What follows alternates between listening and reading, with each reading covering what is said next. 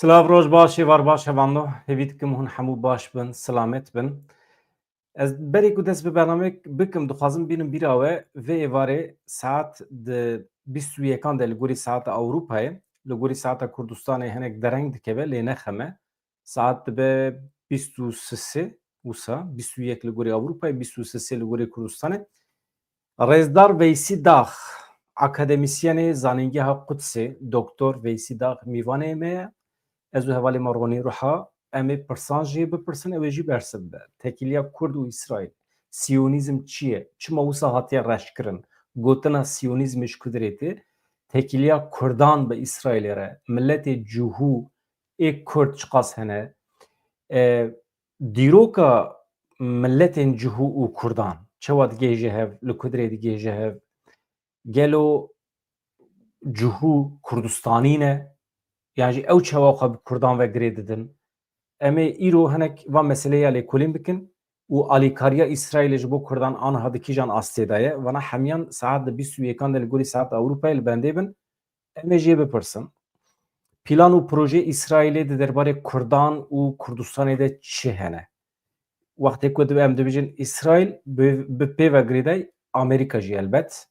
Ka wê çawa bibe saet di bîst û yekan de eger hûn me bi tenê nehêlin hevalê me ronî ruha jî li vê derê ew ê pirsan bipirse ez ê jî hewl bidim bi were bikim diyalogî ez ê pirsê wê jê bipirsim. Çawa ku wê rojê me bi sirri sakil kira wisa çêkir û serkeftî bû em ê îşev dîsa bi vîya we em bidomînin. Wezîrê Dadê yê Tirkiye hevanno di derheqê Leyla Zana da bersiv da pirsan. Wezîrê Dadê yê Tirkiye li ser heqaretên alîgirên Bursa Sporegiyên li siyasetmedara Kurd Leyla Zana daxuyanî daye. Yılmaz Tunç Wezîrê Dadê diyar kir ku lêkolîna li ser dîmenan hêjî berdewam dike, saziyên rayadar li ser vê yekê dixebitin. Yılmaz Tunç şeva borî li Parlamentoya Tirkiye bersiv da van pirsan.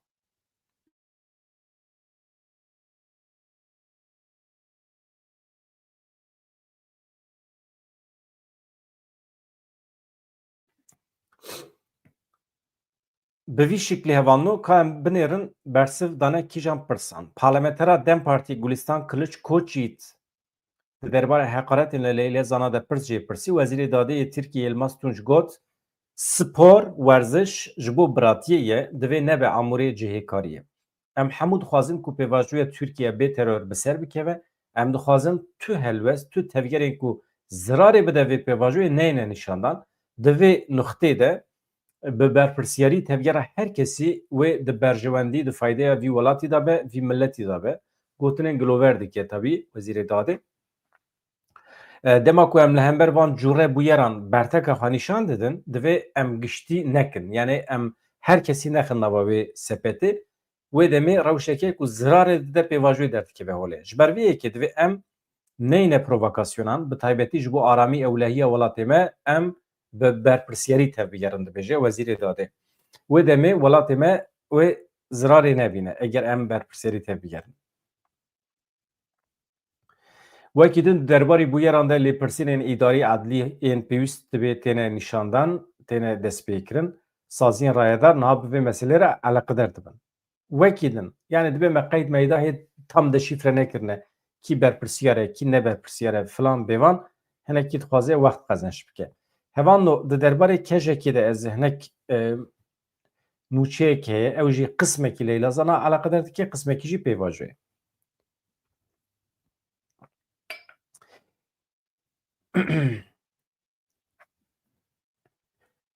Koordinasyona Komalên Jinê Kurdistanê kejekî êrişên nijadperest, zayendîperest ên li ser siyasetmedara Kurd Leyla Zana şermezar kir, diyar kir ku ev êrişeke li hemberê rûmeta milletê Kurd e, êrişa li hember rûmeta jinan hemiyan e. Pêvajoya çareseriya demokratîk ji aliyê dîrokî ve ji bo her du gelan şansê dawî ye, dibêje kejeke. Lêbelê di nêzîkatiya li hember vê pêvajoyê de pirskirêkên bingehîn hene. Laliyekî müzakere, laliyê din jî geşkirina tevgera netewperestî heye, nijadperestî gefeke mezin e li ser vê pêvajoyê. Niha em di rewşekî wisa de ne, em qebûl nakin. Xwezayiya pêvajo aştî ye, afarandina atmosfereke li gorî aştiyê beriye her tiştî berpirseriya hikûmetê ye ya desthilatariya Tirkiyeyê lêbelê bêhurmetiya li îradeya siyasî ya Gelê Kurd bêqîmetkirin, êrişkirin weke rewşeke asayî tê nîşandan. Yani mîna ku tiştekî ji rêzê be em vê yekê jî qebûl nakin. Siyaseta ku netewperestî, nijadperestî bi pêvajoyê re dimeşîne, lîstina bi qedera hevpariya gelan e. Yani eger hûn wisa bidomînin zimanên nijadperestiyê êrişkirinê hûn bi qedera her du miletan dilîzin. Rêveberên şer û qirkirinê dijberiya xwe ya li vê pêvajoyê dijminiya li jin û Kurdan bi rengekî xetere birêxistin dikin. Watê divê rêveberên şer û qirkirinê behsa hikûmetê nake. Yani hin kesên xêrnexwaz behsa wan dike. Herî dawî li hember birêz leylazana êrişeke zayendperestî ya rêxistinkirî hate nîşandan. Ev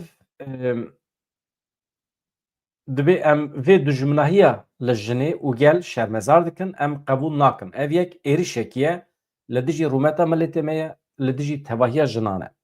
Hêzên nijadperest faşîst ên ku xwe ji siyaseta dijminî a milletê Kurd re xwe pê vê dijminahiya li hember milletê Kurd xwedî dikin, bi êrişa zayendîperestiya li hember leylazana re ketine nava sûçekî ciddî. Em bang li rêxistinên jinan dikin, bang li raya giştî demokratîk dikin. Li hember sabotajê, li hember provokasyonên ku dijminatiyê dafirînin, helbesta aştiyane tekoşîna demokrasiyê hevpar nîşan bidin. Ev tekoşîn divê ne tenê nîşandana helwestê be, divê bi tekoşîna qanûnî ya pêkanînên hukûqî li hember êrişên zayendîperestî, nijadperestî bêferzkirin bi encam bibe. Baş e kêjeke behsa qanûnan dike, bi rêyên qanûnî mirû vîgere, ev jî pêşketinekî ye. Hûn zanin hevan no kêjeke koordînasyona komalên jinên Kurdistanê ye. Jinên Kurd ên şoreşker temsîl dike. Daxuyaniya wan giring e di derbarê pêvajoyê de.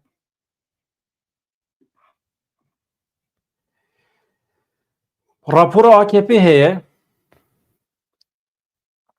ka em binerin tê de tiştekî tune ye ji ber ku hê tam nehatiye eşkerekirin. Di derheqê pêvajoyê de rapora ku Amedê kiribû pêşkeş kir. Rapor 63 rûpel bi tevahî. 15 sernav tê de hene. Cîgirê Serokê Giştî AKP Mustafa Şen, Abdulhamid Gül, Serokê Komisyona Adaletê Cüneyt Yüksel rapor pêşkeş kirine. Di rojên pêşme de belkî di saetên pêşme de naveroka raporê wê eşkere bibe. Yani heta vê saetê destê me de tiştek tune eger hebe ez ê ji we re pêşkeş bikim.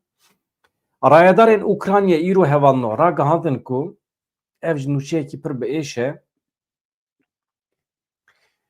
1000 cenaze ji Rûsyayê wergirtine. Rûsyayê daxuyanî da ku cenazeyê ê leşkerên Ukraynayê ne di şerê li dijî artêşa Rûsyayê de hatine kuştin. Baregeha koordînasyonê ya Kiyevê ya dermankirina girtiyên şer bi daxuyaniyekê eşkere kir, hêjmara cenazeyên ku Ukraynayê wergirtine 1003 cenaze ne. Ev hemî esker ji aliyê Rûsyayê ve hatine kuştin. Ukraynî û Rûs mîna me û soranan hevan. Mîna soran û kurmancin. Zmamê hevin. Xizm û eqrebayê hevin. Aynı zimanê daxivin. Zimanê wan de hindik cudayî heye lê weke kurmancî û soranî ye. Ew qas nêzî hevin. Ewropî ketin dewrê fitne fesadî her du miletan ber re hevdan û heta niha hêjmaran nizanin. Pir însan hatin kuştin. Ji kuştinê jî wê de têr malwêranî çêbû, hilweşîn çêbû, bajar hilweşiyan, însan koşber bûn, rezîl û riswa bûn. Hê jî îsrar dikin di şerê xwe de dohime nûçeyekî ji we re pêşkeş kir. Almanya hê jî dibêje ne tenê Almanya, welatên Ewropayê hemî em dest dayînin ser pereyê Rûsya ê ku hatiye cemdandin li Ewropayê em mêvana bidin Ukraynayê ji bo ku şer hinek din bidome. Niha Putin lêxe mala Ewropayê xirab bike heqeten dişûna Ukraynayê de li Ewropayê bixe Ewropa sêr û bin dibe. Ewropa fêrî krîza aborî nebiye. Niha jî em cih bidin nûçeyekê di derbarê Yunanistan û İsraîlê de em vê jî dikarin vê êvarê ji mîvanê xwe bipirsin. Veysî dax vê êvarê saet 21 de mîvanê me em yê jî dikarin jê bipirsin. Pêşî ez nûçeyê bixwînim. Niha Evet. Yunanistan, İsrail û Qıbrıs li dijî Tirkiye hêzeke hevbeş ava dikin. Mesele çi ye? Daw çi ye? Rojnameya Tanea ya Yunanî dibêje Atîna dixwaze li gel İsrail û Qıbrısê hêzeke hevbeş ya siyalî pêk bîne da ku rê li ber berfirehbûna hegemonyaya eskerî ya Tirkiye bigire li ser Derya Spî. Ji bo ku Tirkiye zêdetir berfireh nebe. Sererkanê Artêşa Yunanistanê General Dimitrios Çupis vê dawiyê behsa gavên pêşwext kiribû da ku rê li ber berfirehbûna tesîra dewleta Tirkiye bigire. Rojnameya Têya diyar kir ku ji ber pêwendiyên stratejîkên di navbera Yunanistan û İsraîlê de askerên payebilind û şîrovekarên Yunanî li ser amedekirina planekî ji bo xurtkirina hevkariya leşkerî niha kar dikin. Li gorî aynê nûçeyê İsraîl ji bi êrênî li vê planê dinêre ji ber ku kurayiyeke stratejîk ya zêdetir dide Tel Avîvê yani faydeya Tel Avîvê ya stratejîk dide heye ji bo Atînayê çi fayde heye dikare pêşî li dewleta Tirkiye bigire. Yani astengiyekê din li pêşiya gefên dewleta Tirkiye dikare bigire. Türkiye çêwa ku dibêje sibê hetayê were ez ê bikem rojava ez ê wisa êriş bikim filan bêvan zemanekî pir dikir van demên dawiyê nake lê tehdîta xwe ya li ser Yunanistanê didomîne. Plana sereke avakirina hêza bersivdayîna bi lez e. Baş e? Yek lîwayî çêdibe ji 2500 askeran pêk tê. Ev hêzên hevbeş in. Di destê hêzê de wê keştî hebin. Keştiyên şer. Balafir hebin. Binesaziya askerî li giravê Rodosê hebin. Li Qıbrısê jî. Li İsraîlê jî. Ev hêza hevbeş wê li van deveran kar bikin. Fikra heyî ew e pêkhatîya hêzê bi vî rengî be. 1000 askerê Yunanî, 1000 askerên İsraîlî, 500 askerên Qıbrısî. Wê hêza xwe bikin yek balafir, keştî, deryayî ew li hember dewleta Tirkiye tedbîran bikin. Yekîneyekî hêzên esmanî yên Yunanistanê û yekîneyekî hêzên esmanî yên İsraîlê wê di xizmeta vê hêzê de bin. Ji aliyê deryayî ve jî ji bo parastina borî dezgehên enerjî plan ew e Yunanistan keştiyekê şer keştiyekê binavê temîn bike. İsraîl jî yek ji keştiyên xwe yên şer ên nû keştiyekê binê avê bixe dewrê bixe xizmeta vê ekîbê. Ekîba dibêjim 2500 asker e yani. Şîrovekarekî İsraîlî daxife Şaygal dibêje hêzeke bersivdana bilez ya Yunanî İsraîlî ne hevpeymaniyeke li dijî tualiyekî belkî dagirtina valahiyeke stratejîk e. Yani Türkiye sor nake yani. Di vê manê de. Hevanno ji Rodosê heta Qıbrıs û İsraîlê platform borî qabloyên elektrîkê yên di deryayê de wekî armanceke vekirîne hinek alî bi navê Mavî Vatan yani basa Behrê Mavî Vatan ew cihê ku dewleta Tirkiye îdia dike ku axa wê ye di nava deryayê de li van deveran dikare êriş pêkbîne li ser wan qabloyên elektrîkê borî yani dikare bikeve nava çalakiyên terorîstî sabotajê dikare pêkbîne. Ev tedbîr li hember dewleta Tirkiye ne. Mavî Vatan doktrîneke Tirkiyeyê li gorî wê divê bihêz parastina deryayên derdora welatê xwe bike wana kontrol bike da ku ax aramiya welatê xwe biparêze. Tirkiye îdia dike ku derya yani axa wê ya deryayî pir berfireh e di binê avê de ew divê para wî be. Vê meseleyan pir zêde dirêj nekin. Ez dibêjim temame bi vî şeklî.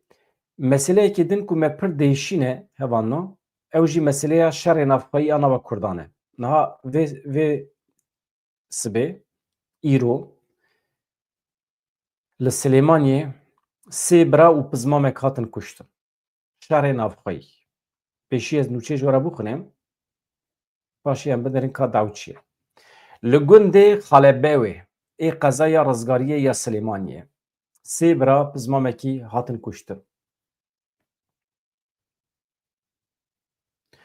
Li gundê Xalebê wê ê qezaya rizgariyê ya îdareya serbixwe ya Germiyanê dikeve çarçoveya Wîlayeta Silêmaniyê di navbera du malbatan de şer derket.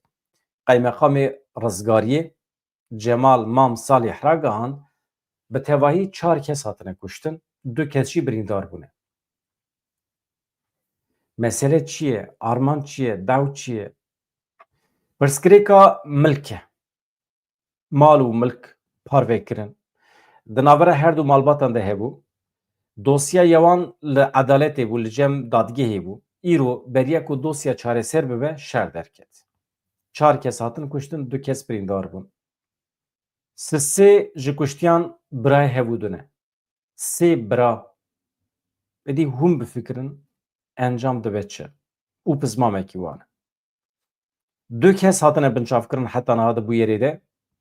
Hizmekî kuştiyan got navê sê birayên ku hatine kuştin Ferêdûn, Bestûn, Ferhad e. Navê bavan jî Hesen Qadir e. Beriya niha di navbera wan da di navbera her du malbatan de pirsgirêk hebû lê piştre li hev hatine. Rewşa yekî ji wan birîndaran jî erê nizanim ber vî başî ve diçe naçe birîndar jî hene yani. Rewş giran e hevandan. Vana hemî çi nîşanê me dide? Ez werim ser tewriya xwe ya ku heta niha min tim ji we re digot. Nebûna edaletekî, nebûna dewletbûnê. Wextê ku mirov li ser xaka xwe serwer be hevandan, hakim be, mirov di nava malbata de erd, mulk parveke, edalet parveke, dadmendî parveke, wê demê problem çê nabe. Îja wextê ku dadmendiya me tune be, edaleta me tune be, em hewcê edaleta Iraqê bin, ya Tirkan bin, ya xelkê bin, problemê me yê navxweyî em nikarin bi tena serê xwe çareser bikin. Şer çê dibe, baweriya me bi edaletê nayê. Yan jî di edaletê de wextê ku mirov bikeve nava karên gendelî, xal û xwarzî, pizmam, mirov bi pere hewl bide tişta hel bike. Malbatekî biçe pere bide dadmendekî ji bo ku biryarê di derheqê xwe de bigire, ji bo menfaetê xwe bigire. Veya hemî rêlber qirêjiyê ve dike. Şerekî pîs e. Qirêjbûna civakê, qirêjbûna dewletê ji vê derê dert de. Hûn hevanno tişta ku mirov dikare bike prensîp li cem xwe, mirov çi dike bila bike. Dizî, gendelî, pîsî, bêexlaqî çi dikî bike. Li edaleta milletekî dest nede. Heyf e, guneh e. Edalet dibe daîma edalet be. We li derekî hakimekî, sewciyekî, dadmendekî, dadgerekî, dozgerekî navê wan çi dibe bila bibe. We li derekî dît ku di berdêla pere de alî digire, sî dixe ser edaletê, muheqeq gilî wî bikin, ji kar bigirin. Bêexlaqiya herî mezin di vê dunyayê de ew e ku mirov şik û gumanê bixe ser edaleta milletekî. Encama wî ev e. İnsanê me tên kuştin. Di nava yani ji bo xwe, li gorî xwe, li gorî mantiqa xwe li edaletê digere ji ber ku baweriya wî tune bi kesekî. Vaya me değişîne. Li Bakurê Kurdistanê jî bi vî şeklî ye. Li Bakurê Kurdistanê li ser textê müzakerê çi dibe bila bibe divê em bi dewleta Tirkiye bidin qebûlkirin ku em weke milletê Kurd civakekê cuda ne, xwedî sosyolojiyekê cuda ne, edaleta me ancak bi destê me dikare pêk were, ne bi destê dewleta Tirkiye. Hakim û sewciyên dewleta Tirkiye nikarin di nava me de edaletê saz bikin.